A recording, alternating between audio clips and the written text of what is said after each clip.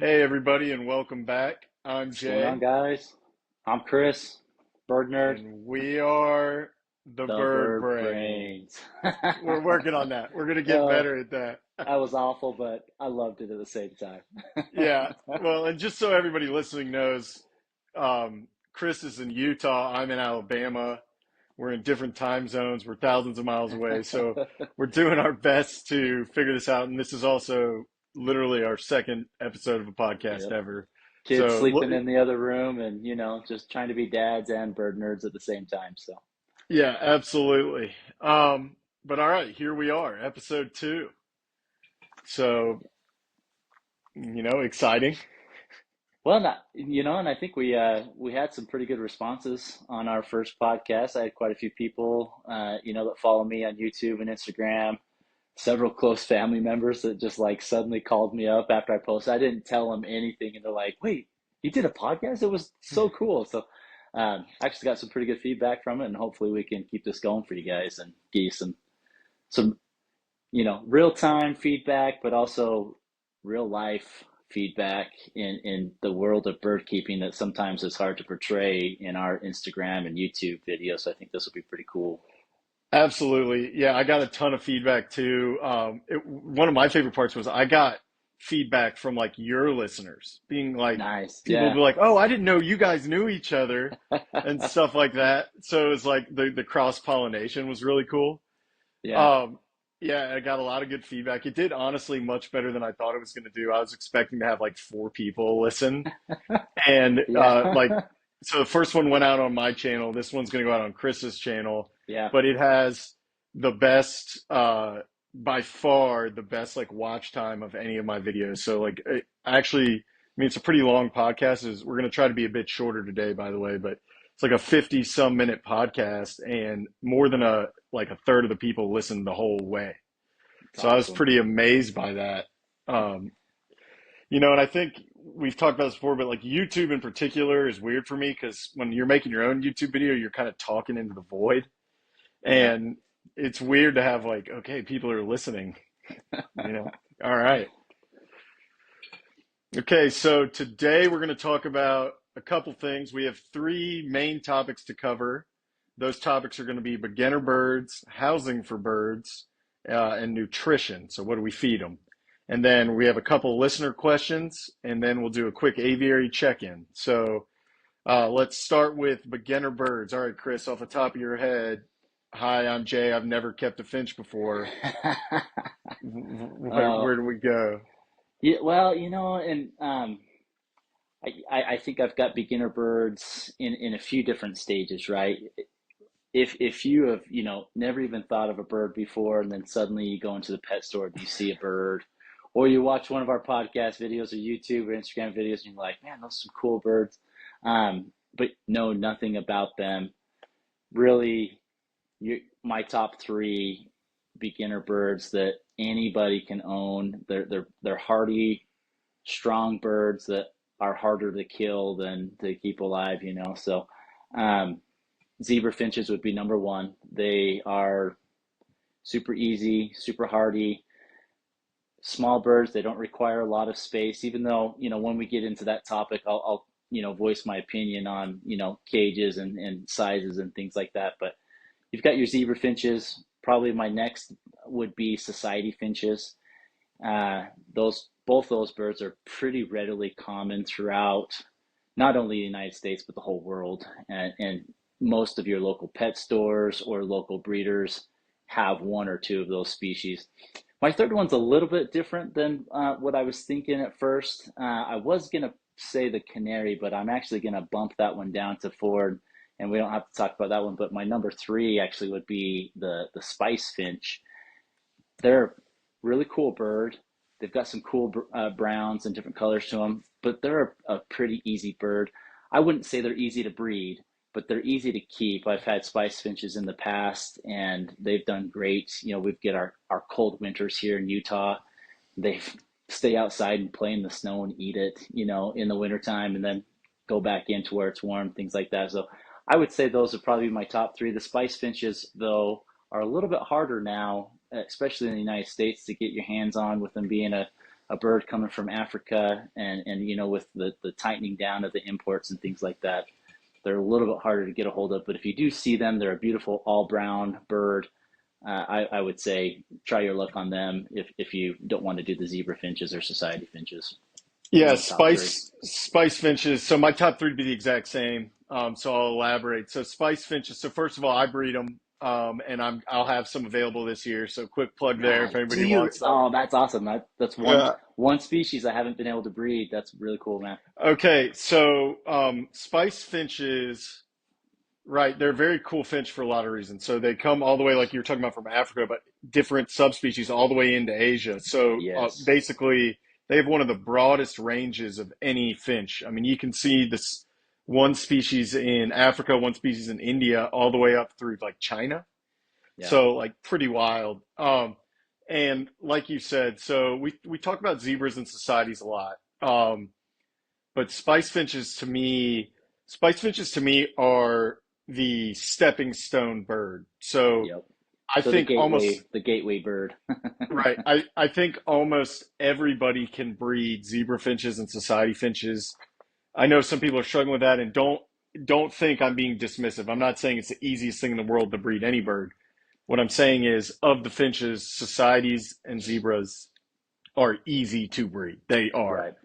Right. I always say this. I could breed a pair of zebra finches in a shoebox if I Yep. really wanted to. I'm pretty confident I could get them to kick out babies. So I'm Yep. not doing that. If you're an animal rights person, don't worry. I'm just saying that's how easy they are to breed. But spice finches are incredibly easy to keep, incredibly hardy. They're really cool. They're pretty in a very Yeah. different way. Yep. They their song is almost silent because it's all ultrasonic. You can only hear like a little bit of it, but they have a big show with the song, Yep. and so they're really neat to watch. They're incredibly fast flyers. I think whenever I'm catching all the birds out of my aviary, they're like the ones that I are last inevitably because never seen a bird that can do this like a spice finch. They go from perch to full speed instantly. So Wow. they're That's they're a crazy. cool bird to see. And I do breed them, but they're hard to breed. I think they breed better in colony. When I used to only have one Yeah. pair back in the day, I got one chick out of them ever, and I remember being like so stoked. I remember That's impressive. my sister looking at me and being like, "Why do you like you have 100 baby birds in your room? Why do you care?" And I was like, "This one's different.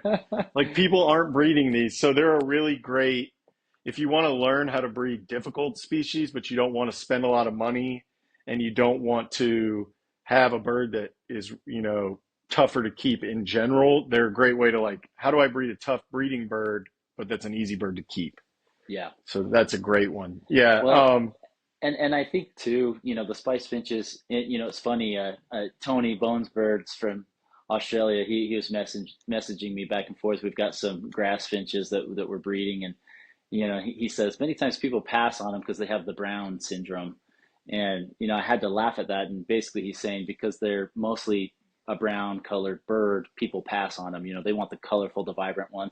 I'd put the spice finch in that same category. Lots of times people pass on them if they are available because they are a brown, mostly browns and whites, but they really are a beautiful bird and really cool to keep in the aviary, like you said. And if you have a chance to have multiple of them, kind of like a colony setting, it's really cool to see how they interact with each other, fly around together. It really is a pretty neat yeah, sight. they flock like crazy. And, they have that brown on top, and on their chest, they have this black and white, which is why they're called spice finches. It looks like salt and pepper. And I always say like that's a huge plus when you're naming birds. Spice finches are the easiest to name. You just go to your spice rack and Yeah. and you're good to go. So I had You my know, first two. Their names were Salt and Pepper. I still remember. So easy, that is right? so awesome. And I'll probably put a plug in. I think most people when they think of finches, they think of the Gouldian finch. I'm gonna lump in the canaries in with the finch world. They're beautiful, so many different colors, songs. Um, I would say if you really want a bird like that, start with the zebra finch or the society finch and see if you even like it. And if it sparks your interest and you're really liking it and you have them and feel like you've got a good handle on their care, then that's when you can kind of step it up a little bit. I would say those are they're becoming easier birds to keep and maintain, but I would put them a little bit more in the intermediate for care, for housing, and if you want to go to the breeding piece, so start with those first three birds, and then if you're really wanting the colors or the song of the canary, if you're successful with those three, then you could jump up to the others. But I would say more times than not, people that just jump straight to the Goulians or the canaries end up disappointed because care wasn't up to par. They get sick a little bit easier, things like that, and it can be frustrating. Yeah, I agree with that completely. I think the best advice I've ever gotten, maybe just in general in life, but especially for bird keeping, and this applies to like if you're crossing over and you're an aquarium person, same thing. Uh, Patience. Just go Yeah, slow. Like unless, and if you are and you're listening to this podcast and you're 100 years old, God bless you. But I would assume most of the people listening to podcasts are younger. They're our age. They're younger than us. You've got time. And I'm not saying have only zebra finches for 3 years, yeah, but no, as far as a first pair of birds, start there and then work your way up. Just like when you were 16 or whatever and you learned to drive, you didn't start with a Corvette, right? right. You'd crash it. So learn, and that's responsible for you. That's responsible for the birds. That's a good way to do it. For Um, sure. Speaking of responsible, let's talk housing. Oh man, that could be a sensitive topic, yeah, Yeah, across the world nowadays. But it can be, and I'll start with this. So a couple sort of top line things I think about when I think about keeping birds in cages, keeping captive birds in general. So first of all, none, I don't have any wild caught birds. It's highly unlikely anybody in the United States has a wild caught bird. So if you're looking at this and you're thinking, what do you mean it's wrong to keep a bird in a cage? Well, if I let this bird out of a cage where I live, it's the wrong climate, the food they eat isn't available, there are predators which they've never been exposed to, they would probably live about 5 seconds.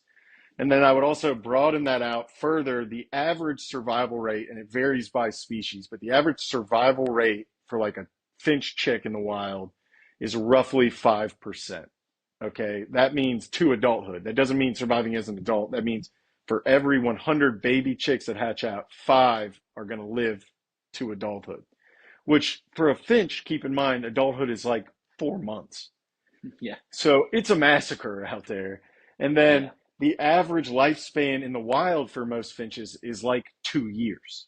yeah. And so we I was know in gonna say, captivity, I'm getting 5, 6, 7, 8, sometimes 10 yep, years out of a finch. So, you know, on the one hand, would I love all birds to be free? Sure. On the other hand, Gouldian finch is an excellent example. At one point, there were about 2,000 left in the wild. Well, I'm pretty sure there's, a million in the United States. So, yeah, you take the good with the bad, but I'm keeping birds in an ethical way. I'm enriching them. I'm letting them reproduce. I'm not doing anything that I believe is construed as animal abuse in any way. For that moral quandary. But I do see, especially in pet stores, and it's hard. And some pet stores aren't doing this, but you see in big box pet stores and stuff, really tiny cages being sold for finches, and that stuff drives me nuts. And or you they're know, really overcrowded. right. And overcrowding is another big thing. So the rule of thumb that I've always tried to adhere to, and this is, I would say, the minimum. This isn't you're killing it, you're giving your birds the Taj Mahal. I'd say if you're smaller than this, you're making a mistake and it should be temporary, is 1 square yard or 1 square meter per pair. Now, that can, if you think about it, so that's, 3 by 3. But if you think about it, if you have longer than that and you have, deep, that isn't going to be a perfect square necessarily. And it also depends a little bit on how long you're going to keep them in there. So, for instance, my quarantine cages are 18 by 16 by a foot tall.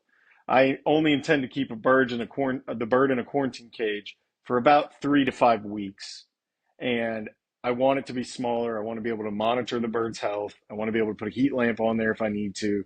I want to be able to observe the bird very closely So it wouldn't do me very much good if I had this huge, big quarantine aviary, if that makes sense. Yeah, But for general long-term bird keeping, that's about the minimum I want to see for a pair.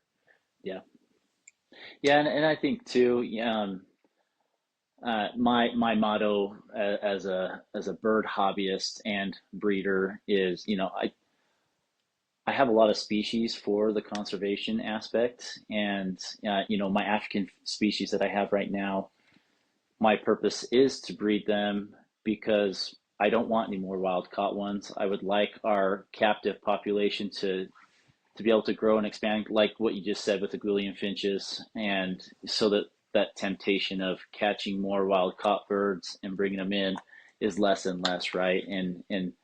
Um, and then if something happens and those finches become endangered in the wild, hopefully we have a stable enough population here that if by some chance they needed birds to put into a breeding program to be able to put back out in the wild, we have options, right? And so that's one aspect of it. Also, my other aspect is quality over quantity. Even though I do breed my birds and I have several different programs as far as different colors, different species, my goal is quality of breeding instead of just quantity of breeding, and just many times you see breeders that are just producing these mass quantities of birds, but they're all in really small cages and not optimal living spaces. That's definitely not, my approach, my goal. But also understand that there are species of birds out there, and I have a few, and maybe probably not in this one, but we can later on, that do better breeding in a smaller space, because one, they're either social or they're really shy and timid. So kind of a seclusion cage, things like that actually benefit on the breeding purposes. And then I have all the birds on a rotation. And so those that are not breeding are in my biggest aviaries for as long as possible. And then, things like that.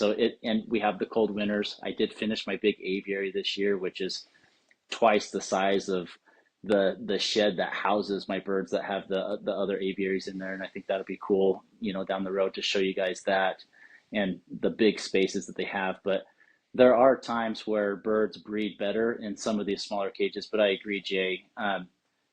Minimum, I would say, starting off 3 by 4 feet cages, I think are a good starting point for a pair of finches. And then if you're expanding there, then that cage needs to expand with them, right? You don't want to put 2, 3 pairs in a smaller cage like that, because then it's going to stress the birds out. Their health is going to decline. They're going to fight. Yeah, they're gonna fight. It Yeah. Yeah, it's just not optimal conditions. And my motto is bigger is always better. But I also understand that if you're living in the middle of the city and you'd like a bird and you don't have the opportunity to build a big huge aviary in the backyard, there are options to keep a bird inside in some of these cages, and that bird's going to be happy and healthy, and live a good quality life that you can provide them. So Right. And to something to touch on here. So I one of the things that drives me nuts about bird cages is they often come with the perches side to side, like laid like this. yeah, So the only flight you get is just back and forth. So for finches, and I'll next time anybody here watches one of my videos or Chris's videos, you'll see that all of our cages are really set up. The smaller ones are set up for side to side flight, right? Because it's kind of like exercise. It's like having a hamster wheel in yep, for a hamster. So when I get those cages, I actually take those perches, cut them, and fit them in horizontally so the birds can fly back and forth. So what I'm getting to is a 4 foot long cage that's only a foot deep and a foot tall is better than a 2 foot long cage that's 20 feet tall.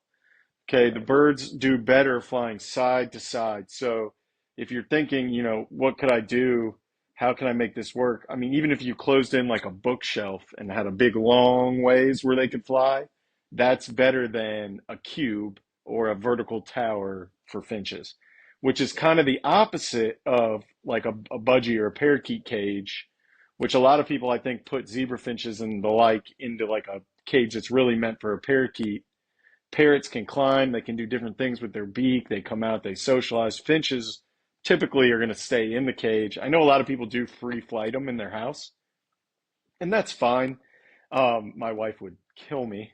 Um, Yeah, mine too. but A lot I of have poop been, everywhere.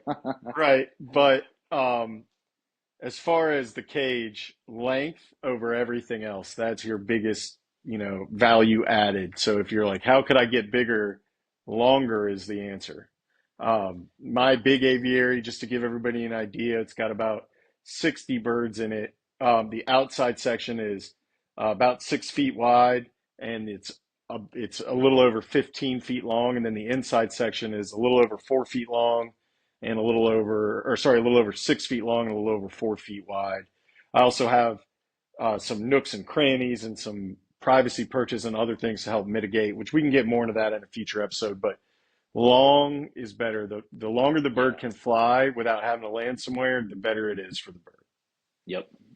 Agree 100%. So, and typically majority of your finch cages that your pet stores sell are, kind of the small square cages that I would say, pass on that.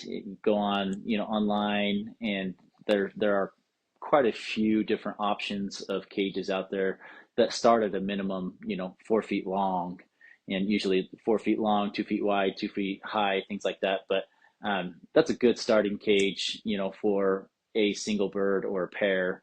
Um, yeah, especially if you're looking at finches. When you Mhm. get into the bigger birds, then obviously you got to get a bigger cage. But for your smaller finches, like the zebra finches, society finches, it's a good starting point. I would also say, unless you're really a craftsman, like I know everybody here has seen me and Chris build 100 cages. Don't build your. I, I don't think I honestly can't remember when I bought my first cage, like I bought a cage, but it was a long time after I built cages. And I wish I'd done it the other way around. I would have bought a cage first because you learn there's a lot of Yeah. little tips and tricks and things that people who build cages professionally, like pet companies, have figured out. What to do with the poop, how to separate the birds from the poop, those kinds of things. I wish I had done that first. So I would say buy your first flight cage, get that figured out. Then maybe if you want to keep going, maybe build your own. But I wouldn't recommend building your own to start because you're going to end up building 30 of them. Ask me how I Yeah, yeah. Right in that know. same boat with you. Yeah. All right. So you got your new pair of zebra finches. You've got a nice long cage for them. What are you going to feed them? Yeah, that's a great question. Your finches are primarily seed-based birds with a good variety, and we can get more details in a little bit. Good variety of vegetables. I would say minimal on the fruits, but there are some that are good for them, but not on a daily basis. And you know, we can get into the calcium and things like that here in a minute. But a good mixture of seed is great, but need to make sure you got a smaller finch so they will eat the smaller seeds. Many times, I think we make the mistake when we buy our zebra finch pair. We've got their cage. We buy a cockatiel seed for them, and 70% of the seeds within a cockatiel mix are too big for them. That's got the sunflower seeds, the bigger seed grains, things like that. We're looking for like millet seed type of seeds down to your smaller Niger seeds and grass canary seeds, things like that, that are better for your birds to eat, easier for them to eat, finches. And then as you get into like parakeets or cockatiels are bigger, then that seed kind of grows with them. Usually your pet stores will have a finch seed mix. But it can get kind of pricey. They sell them in these little small bags, and you're probably buying a new bag every couple of weeks if you've got a pair. And um, you know, I've branched out. I've got a local mill company that we've got quite a few breeders throughout the area that we've made a deal with, and they bring in seed and mix their own seeds, which has been really valuable for us. So now we can buy 50-pound bags of seed, in bulk for quite a few different ranges and species of birds, and pretty healthy mixture of different types of seeds. that's optimal. So I would say before you get a bird, look and see what options you have out there for seed That's great advice. to get, whether it's maybe you just have a local pet store and that's it. But I would reach out if you have any local mills, things like that, or there's a few bigger pet stores and bird stores throughout the United States that are scattered throughout.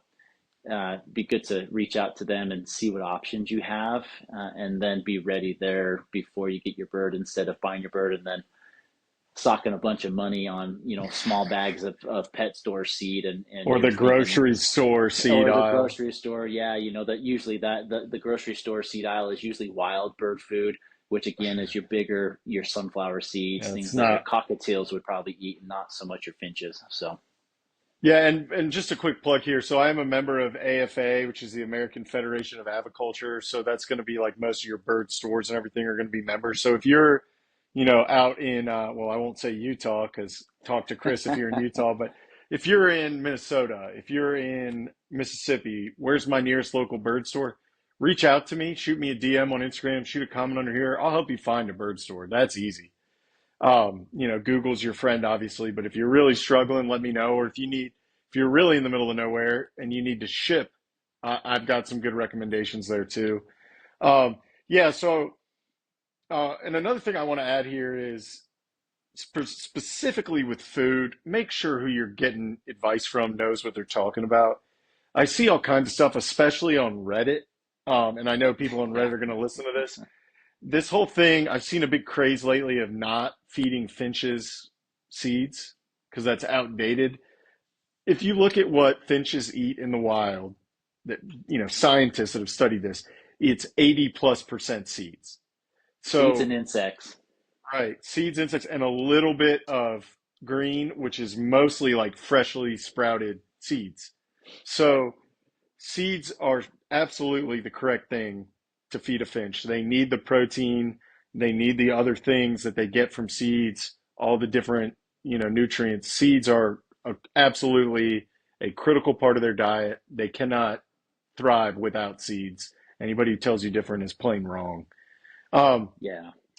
on top of seeds, for a bird that is just a pet bird that isn't breeding, seeds and then very occasional vegetable chop is really all you need. And when I say vegetable chop, make sure it's bird safe. So like there's certain vegetables like avocados, which may be a fruit, I'm not sure, but spinach is not good for birds. Spinach will sap their calcium. So don't, kale is great. Things like kale, carrots are really good. I'll occasionally put in a little bit of apple or orange, but again, Chris is right. Too much sugar is not great. And then I blend it, and that's great for the birds. Millet's good.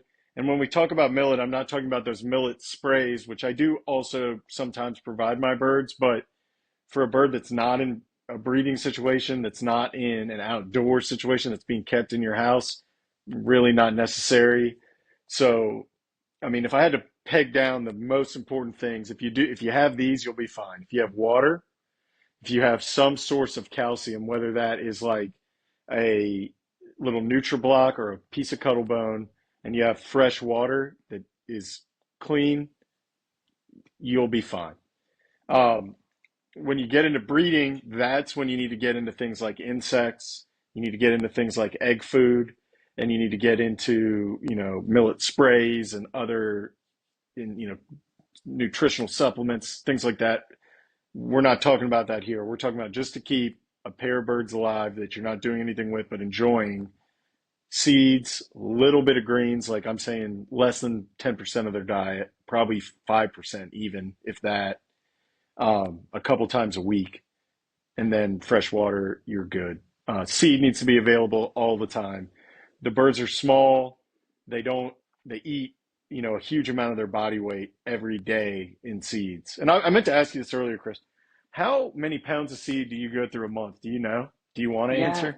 I've started to, this last year I've started to track that a little bit closer. So um, I usually, right now, with the current state of so I will emphasize that wintertime my birds eat twice as much seed, because Same.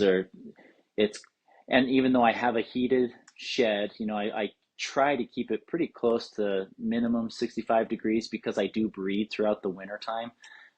But their seed consumption doubles in the wintertime. And then in the summertime, it slows down quite a bit. And they almost tend to lean more towards the veggies when it's warmer. They like some of that fresh food a little bit more. But I'm averaging probably with the number of birds I have now, which is over 100, because I have quite a few babies. I'm looking at probably about 150 pounds of seed. Um, well, probably 100 to 150 pounds of seed a month. But I also have a pretty good recycle program, so that extends it into or cuts it in half. So I'd probably say 50 pounds of seed a month because I'm recycling what they're losing. If I didn't recycle the seed that they're wasting, yeah, I'm probably 100 pounds a month of seed because I buy it in 50-pound bulk, and a little bit easier to measure that way. But yeah, they especially in the wintertime. Summertime, I probably go through 50 pounds of seed a month without recycling the food. So they really do drop down on the food consumption or the seed consumption when it's hot. Yeah, okay. So the 150 surprised me, 100 doesn't. Yeah, I'm doing so right now, I am not breeding. I breed because uh I basically breed with our season, so I have to convert all my birds over to the North American schedule, which is a whole different conversation. Yeah. Um, but and that I think would be much harder for you in Utah to do it that way too than it is for me. I'm semi-tropical. You're not. Um, Yeah. but yeah, in the winter I see a huge increase in consumption. I'm probably so I have 81 birds right now, including a few. I have like 10 or so babies that I've held over. They're going to you, is why I'm holding on to them. Woohoo. But so adult birds, I have about 70 adult birds, and yeah, I'm probably in the 50 some pound a month range. And then when you factor in egg food and everything else, I don't even know. I don't even really Yeah. want to know. I don't want to Um, know that one. yeah. You don't So, you but don't make money off them. That's for dang sure. If you're in the yeah, bird business to make money and you want to do it right, yeah. you're gonna lose money off of all the egg food and stuff that you try and give to your birds. Right. The only way we've Chris and I have talked about this at length previously. The only way we can figure out to make money off birds is you have to be at such a huge scale, and you'd have to sell to like you'd have to be the sole supplier for a big pet chain store. Yeah, I couldn't figure out or have different birds than we do because yeah, the and dem- and you the it just doesn't make sense. Yeah. and you would need to average at least 4 chicks per clutch per pair, to It'd be to be impossible. profitable. And to average that, man, you've got to be a miracle breeder because there's just I think if a finch has can find a way to injure itself or die, it's gonna find that way. They are fragile birds, even though they can withstand some pretty significant climates. But yeah, I don't Yeah, know. They're a little yeah, bit and tough to keep sometimes. so one thing I always say, and we're not really talking breeding here, but we did talk about the mortality rate of birds in the wild. So I tell people, I'm helping. I've got a bunch of people that reach out to me, ask for help breeding. If your chick survival rate, especially when you're first starting out, is like 50%, so every 10 chicks hatch, five make it to the perch, you're doing well. You've got to remember, I mean, they're this big, they're fragile. The parents have to do all the work. It's not like a human baby where if the parents are having trouble, you can take it to the doctor or something, right? When they're that Yeah, little, nothing a veterinarian can do for them either. The parents have got to figure it out or not. And but if you're doing 50% or even 30%, you're still 30. If you had a 30% survival rate, you're beating the wild birds six times. right. So don't get discouraged by that. Yeah. Yeah. Yeah, Uh, and, uh, and I think just real quick before we change topics, or yeah. coming back to the nutrition topic, but um, I think over these last few, years, maybe even decade, we've gotten a lot better at providing some pretty good supplemental foods for our birds, finches including. they have some pretty good pellets that you can mix with your seed, and they've got small enough pellets that your finches can eat them that carry some pretty decent vitamin counts. They've got liquid vitamin available, things like that. As far as just nutrition goes, you just got to be careful on that. You don't want to overdose them, right? You don't want to give them more than what Right. they need. So you got to make sure you're doing that right. Um, and I think just one thing that I try to follow, I do breed my birds, so I try to mimic what nature would provide for them. And when it comes to breeding times, like you said, Jay, that's when I increase the egg food, the insects, things like that quite significantly. I'm probably 50-50 ratio on seed to green foods and insects, things like that. And then when it's their resting period, it comes down to close to strictly seed, which would be natural in their environment. I think, most of our birds are from Australia, and then a few others scattered throughout the rest of the world and different continents, Africa and such. It's the same there, right? They have a wet season, they have a dry season, and the wet season is when everything's in abundance, and that's when they have their babies. And then they have a dry season where food's scarce, and they're really looking at the leftover seeds that from the springtime, and it's strictly more of a seed diet base and things like that. So trying to mimic that as best I can. And I think for a beginner bird, I would, follow probably your rule of thumb, Jay, a little bit heavier on the seeds, throw in those greens. And outside the avocado, I do feed my birds spinach on occasion. But like you said, don't overdo it because then it kind of does the reverse effect on calcium. But other than that, most of the vegetables that humans can eat, your birds can eat too. Just take into consideration your finches are this big, so you need to chop it up for them, cut it up a little bit. You give them this ginormous leaf of kale, they're going to eat it and nibble it, but you're going to waste more of the kale than you are that the finch is going to eat, right? So chop it up, portion it out for them, and a balanced diet really is the aim and the goal for any species of birds. Your bigger birds really are opposite, right? They're heavier on the foods, the veggies, the fruits, not so much on the seeds. Whereas your finches that have such a high metabolism, they're Right. like you said, they're going through that seed like crazy just because their metabolism's so high and they're such active birds. They need that carbohydrate based diet, to sustain them, with the vegetables and other foods. So definitely something to take note of and do your homework. And fin- zebra finches, society finches, they're forgiving birds. So if you don't get that balance right, I think they're going to be fine. But just trying to do your homework and have somewhat of a base knowledge before you jump into them is always beneficial. And I think probably for any animal that you own. But Right. And I mean, speaking for me, I'm sure you feel the same way. If you can't figure this out, just ask us. Like I yeah, want to help. absolutely. I want every person in the United States that reasonably can to have pet finches. Like it helps the hobby. It helps me if there are more of you. So if Yeah, you're wondering, is this right? I'll help. I want to help. Um, absolutely. so yeah, and like you were talking about, I mean, to me, it's a throttle, right? It's like a throttle on a boat or a car, right? When I'm going fast, when the breeding's happening, I'm gas pedal down. During the resting period or pet birds, the throttle stays back. We're just going to idle and cruise, right? It's easier. Yeah, yeah. Um, so this is kind of a breeding topic, hybrids. So these are a couple of our listener questions. Had somebody reach out and say, how do you feel about hybrids? So I'll kick that off. I mean, as a general rule, I don't want to breed hybrids. The main reason is a very simple reason. All the birds we have in captivity in aviculture in the United States are captive bred birds. We have to make more or we will just lose that species. So anytime a bird breeds with a different species, not only did I not get more of what I want, but that bird missed a chance. They can only breed for a relatively tight couple year window and only a couple clutches per year. That's one of that bird's 12 chances to make offspring, and I kind of wasted it. That being said, hybrids happen. They've happened to me. It's kind of unfortunately, I hate to say that it's unavoidable because it's not.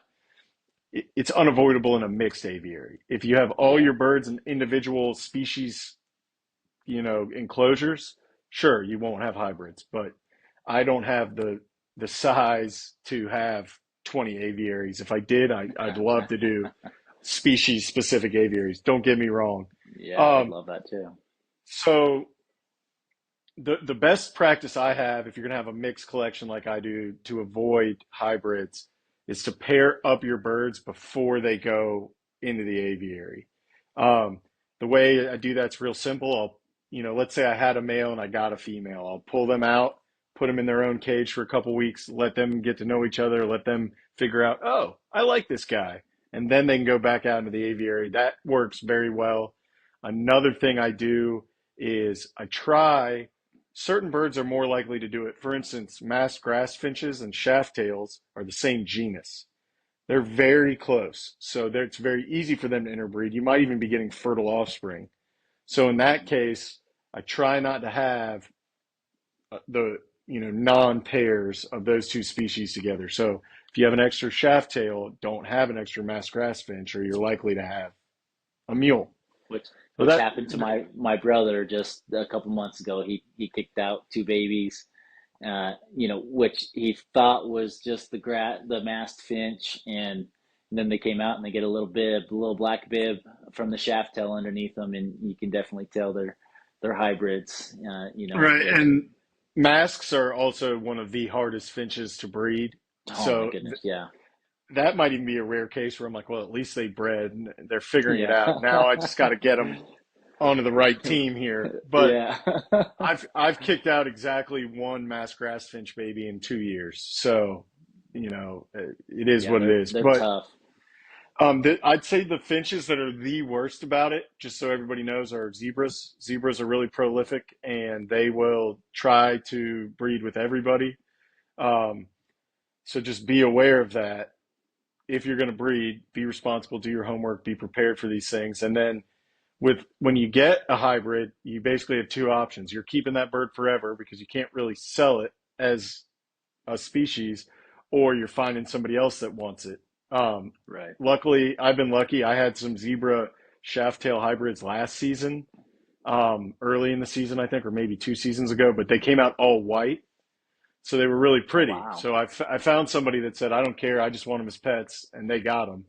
But it is a different deal than here's some purebred X species. Um, Yeah, and I would probably say too, Jay.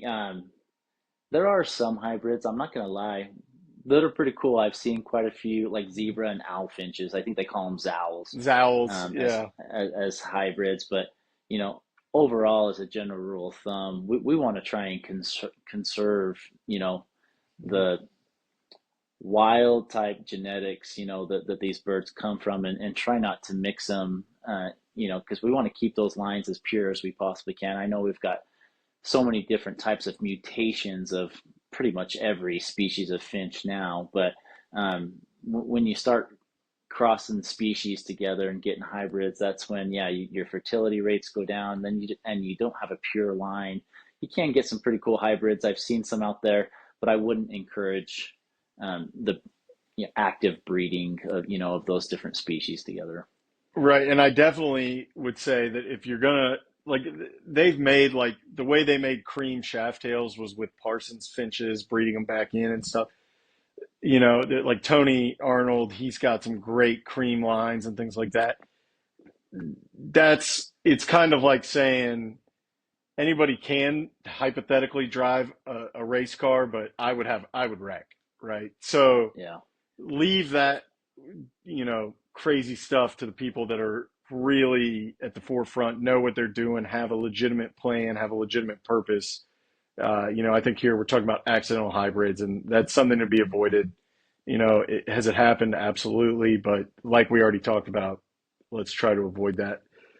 yeah, Brings up genetics in general. So another question we got was breeding genetics selection, and I'm going to let you tackle this. I personally, all I look for when I'm breeding birds is, are they the same species? Are both are both birds healthy and in good breeding condition? And from that morality standpoint, but I personally I love all birds. I love all the color mutations. So I don't.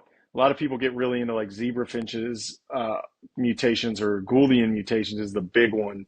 I don't Yeah. really care. I just want more of them, and I want them all to be healthy and get to the perch. So I know you've done some selective Gouldian Yeah. breeding. So Yeah, you take this one. I've got, yeah, I've been breeding Goulians. I don't know. Geez, it's been actively breeding for 10 years now.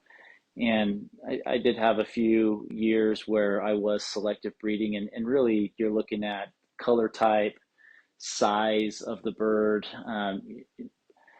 I love a lot of the birds that come from Europe. They're big sizes and they've got some really stunning colors, and you know, because they have done selective breeding and they've got some really well-known breeders there.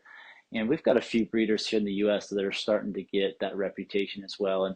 And really the two species that I've selectively bred in the past is the Goulian finches, and you can get so many different colors from them. It's, you know, it's pretty crazy the amount of the rainbow colors that you can get nowadays with your Goulian finches. But there's still some responsibility there. There are certain color types that wouldn't recommend breeding together because it creates weaker young. They're not as strong. They get sick quicker. You know, I think we've bred the white-breasted Goulians quite a bit to where now, if you breed a white-breasted female to a white-breasted male, their young typically are strong enough now and can withstand a lot of the diseases and things that they could potentially get. But it's still, you know, a recommendation of breeding a purple breast with a white breast, right? And then those babies would be splits, and then from there on, pairing those babies to another white breast, and then you get 50% white breasted, 50% purple breast babies, things like that. Colors as well, your yellowbacks, your bluebacks, your silvers. Um, it's better to pair them with a normal greenback that's split to those colors, right? Or a dilute. That way you're still getting Or stronger offspring, things like that. or even two splits, right? Even Correct. Yeah, or even yeah. two splits. Yeah. And I think people sometimes get impatient with the two splits because now you only got a 25% chance of getting that color out of four babies, but that still is a great option. When it comes to specific sizes and colors, sometimes you have to breed siblings back to parents to get specific types. I would not recommend that to anybody who's not Hmm. seriously breeding and understands what the impacts of that could be. For to get sizes, you know, many times if you have a pair that kicks out uh, a certain gender of bird that has a good size to it, many times you'll put that bird back to the parent to continue that size. But that's not. I would leave that to the experts, and it takes a lot of education, and that's not a practice that we want to keep because it does hinder the genetic lines down the road if you do it inappropriately, and then you're just creating young that have deficiencies, disabilities, feather issues, things like that, and it can get kind of hairy and messy, and that's really big with the canary world as well that I've done. So you got to be really specific on that. Unfortunately, all the mutations that we have nowadays is because they bred siblings back to the parents. But they did it in a manner that was responsible. And then as they got those chicks with the desired colors, then they're pairing them back with a wild type color, and then those babies have splits. I mean, it's a five generational process to really get a strong line of color or Yeah, size. And so or even a lot more in some cases. Yeah. yeah, absolutely. And so you know, definitely do your homework if you want to be a serious breeder and want serious or specific color types, things like that. Nowadays we have quite a few options, which is nice, and you don't necessarily have to put siblings back to parents or things like that. Because we do have those options throughout the US, throughout the world that we can get. Some of them may be a little bit more expensive, but things like that are important. But I would say overall, I would recommend you don't. All of my birds that I have, They all have specific band colors so that I can tell who is a sibling and who was their parent. And I'm making sure that I'm not breeding them back together because I want strong, healthy lines. And if I have a specific color that it has come out that I really like, I'm trying to search the market to see if I can find that bird a companion to put with to keep those colors and genetics going instead of just resulting to putting them back to the parents because that doesn't always work and drive positive results. So that would be my recommendation. Right. And a big thing I do, so I try to have two unrelated pairs of each species so that I can Yeah, sell pairs. But I also, when I'm replacing breeding stock and swapping that out, I try to get, yeah, completely unrelated birds, or do like what we're working on doing, where I'm going to send you a bunch of my offspring, my Gouldian babies from this absolutely. year. You're going to send me a bunch of yours, shaft tails, a bunch of different birds, and that way, I know I've got healthy birds. You've got healthy, or I know you've got healthy birds. We're going to kind of swap. Now, what that also means, though, is we won't necessarily be able to do it again. But Right. yeah, in the short term or the shortish term, it's a great way of keeping genetic diversity up with all healthy birds, right? Because I've Absolutely. seen it like everywhere I go, I travel for work. Everywhere I go to pet stores, just see what's up. Bird stores. I'll Well, Google just we're so bird alike. stores. My wife laughs every time I go on a work trip, which has been quite a few lately. She will call me, "Hey, did you go to a bird store today?" Yeah, I do. So, Exotic bird stores near me, and like I won't say the name, but I saw a bird store in Atlanta with Gouldian finches that were the size of like my African waxbills, oh and wow, so they're like 40% the size of a normal Gouldian finch, and I'm like, this isn't good. It's not healthy. yep, It's not. They didn't get that small, and I always remind people when you're breeding for let's just say, zebra finch is my classic example. You're breeding for a bird that looks a certain way. You don't just get those looks. You get right, other things. You get personality, you get size, you yep, get resistance to diseases. I mean, big important things that come with the territory. I mean, if you do it wrong, I mean, look at dogs. You look at the bulldog. Well, they don't hmm, live very long and they all have problems because they're so inbred that the breed is messed up. yep, So, when you're breeding, genetic selection, I would say for me, it's all I care about. But for anybody, healthy birds needs to be number one, and everything else is a stepping stone after that. Because you absolutely. can you can cause real problems. Absolutely. And one thing I do focus on too, we've both of us have community aviaries with multiple species. Uh, I if I have a bird that becomes aggressive or it has chicks and those chicks grow and I want to incorporate them into the breeding line and they become aggressive, I typically try not to breed those because I don't want to breed the aggression into oncoming generations. I want to breed more of the passive, community type and there's some species of finches and other birds that is very, very much their DNA and they are just an aggressive bird overall. But we've got a pretty good selection of community aviary type species that you can breed. And that's one thing I do focus on is if I do see birds that are aggressive to either their own species or others, I typically will not breed those because I don't want to continue to breed Right. that aggression. Yeah, my rule, I think I've told you this before. My rule is, get along or Be get gone. along. Right. Just So kidding. So yeah, and they're like my weavers, right? They're not friendly, but that's why they live with my parents because Yeah, they're just not, they're not supposed to be. That's a different thing. But as far as like zebra finches and stuff like that, uh, I think the mutations I picked because they're more chill and they're good for a community aviary. But agreed. every once in a while, you have one that's Tasmanian devil, and okay, fine. Let's find you somewhere else that'll take care of you because this isn't the place for that. You're not coming into Yep. my breeding program. Yeah, Uh, absolutely. s- Speaking of breeding, you're breeding right now. I saw you, Amadamius kicked Yeah, out. yeah.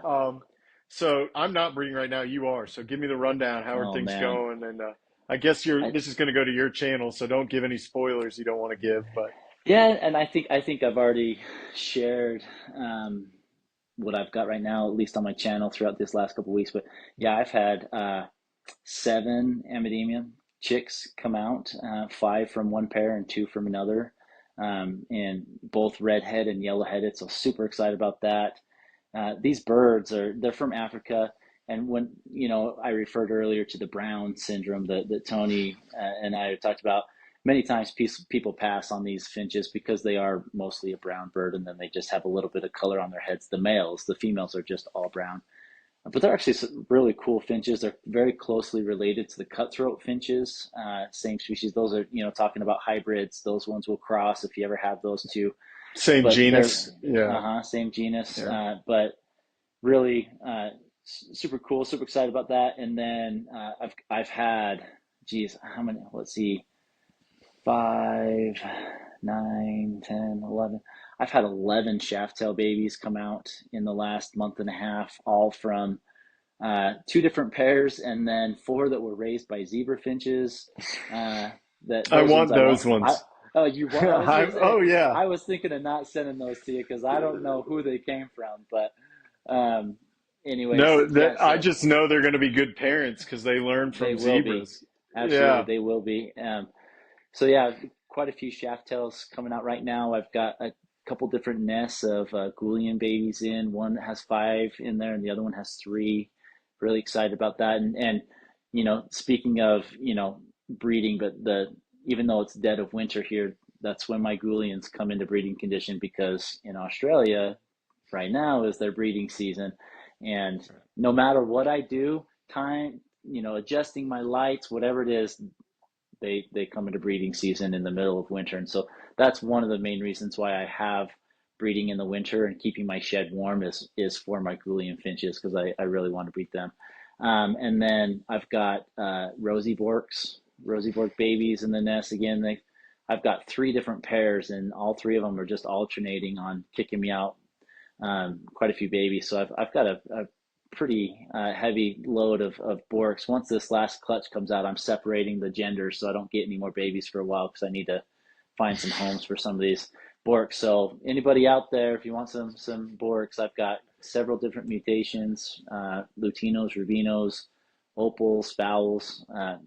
Some pretty cool selections there. And I might be able to help you with finding some homes for some too. I've got a pet sweet, store down yeah, here, Royal Avian in Slidell, Louisiana.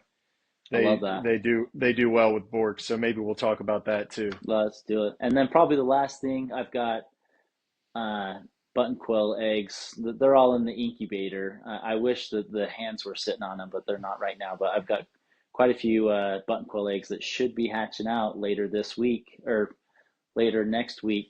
They've got about 5 days to hatch, so I'll be posting a video on those coming out, and hopefully we'll get some good hatch rates there with the button quills. So Awesome. I need to get I think my kids are a few years too young.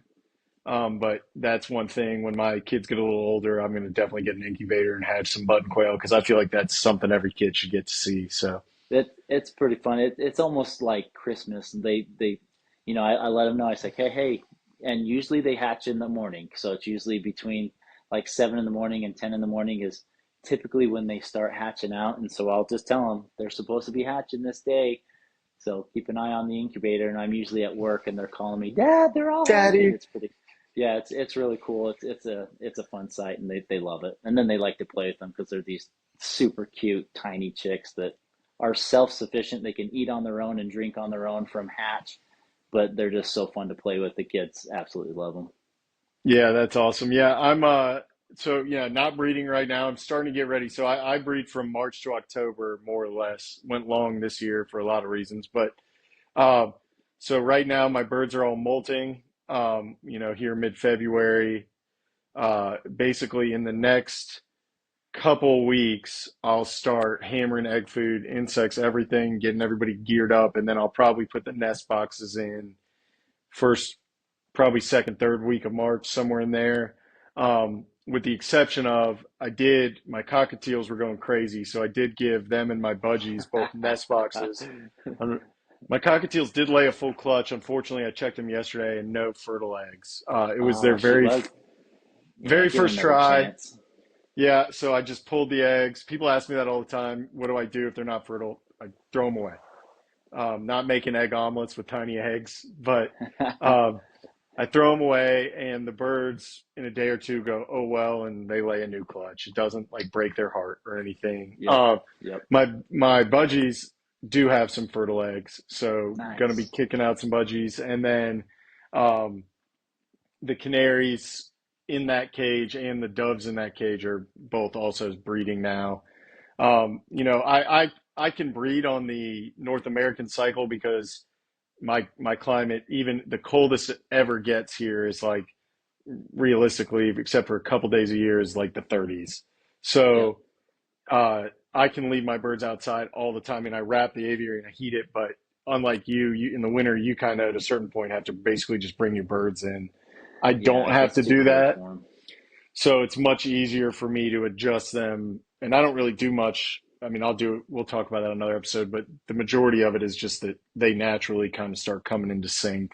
You can do things with the food and things like that to get them there, but pretty much everybody's on the right time schedule for me. And then we should be off to the races. And last year, pushed out, my goal was 100, pushed out 114 chicks. This year, I don't think I'm going to raise the number. I want to be about there, um, because that's a lot. I need to start keep. I mean, I keep records of all my genetics and stuff, but I need to keep a better count of the actual number of chicks that Yeah. I kick out Well, and this year. it was fun for me because it was just like the year before that I did 75, so it was kind of an incremental goal, but it was fun for me when I finally got there. And like, the bird that did it was just a little society finch. I posted it. There's a video on my Instagram, just this one little society finch sitting on a perch, but like that is a special bird. That you're the 100th one. That's And awesome. it just makes me excited because it's, in my mind that's 100, I guess Yeah. if you call it pairs, that's 50 new people in the hobby. And I know most of them probably went to other existing bird keepers, but my hope is, maybe a couple of those were somebody's birthday present or something, let's Yeah, for try sure. this. For sure. Yeah. Yeah, and I've got my birds, I've got them set up on a 50-50 time schedules is how I say it. So right now, wintertime, I'm breeding my zebra finches, my shaft tails, my Gouldian finches. I did set up my European Society finches just this last week, but they're going to be more part of my spring birds. And then spring, summertime is when I'm breeding my canaries, my parrot finches, um, my star finches.